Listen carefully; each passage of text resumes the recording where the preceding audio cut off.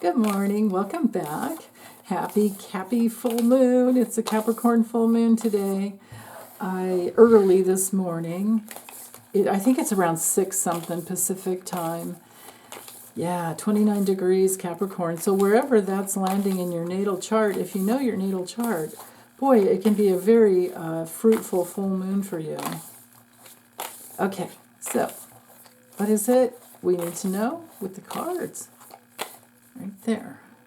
Okay, Queen of Swords reversed. Try not to be too self-critical, or if you have dreams about a critical mom, then you'll know that's the healing work that needs to be done in order to open your heart with the Ace of Cups. And then we have the Hierophant reversed. Ooh, that's the way I like to get that card, actually. It is probably one of my least favorite cards in the deck. And it does rule all the fives in the deck, which, the fives can be challenging, no matter what suit. So, but anywho, Queen of Swords reversed is oftentimes a woman who's critical and hasn't healed yet, hasn't healed on the levels of reasoning, hasn't brought through her emotional work either. And if this is a mom that you grew up with, then, that can be a lot to shake off. It can be somebody who's just bitter and cold-hearted, a little bitchy, if I may use a little cuss word there. It can be somebody who's just either cruel and a little ruthless and cold-hearted, or really over-emotional because she hasn't found her level of reasoning yet. But transformation will come. In the upright position, she's clear. She's been through hell and back, and she's good to go. And she deeply understands what it's like to go through it. Now, the Ace of Cups is our counterbalance to this.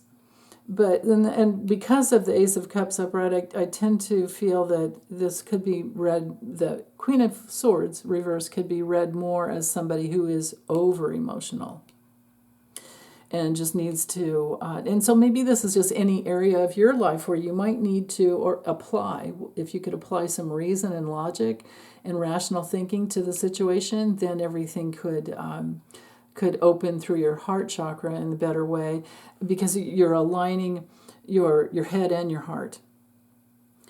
And then the Hierophant, that's the, let me show you upright just so you can see. Here in this, I like it in this deck where we're dealing with spiritual law and spiritual teachings. I don't know why a cobra would be around the neck. I mean, that's a little... God. There can be some stubborn holding on when this card is upright, to these old traditional beliefs that may not apply, especially if it is a rigid type of religion. But it is our card for teachers, too. But coming through in the reverse position, there's a little bit of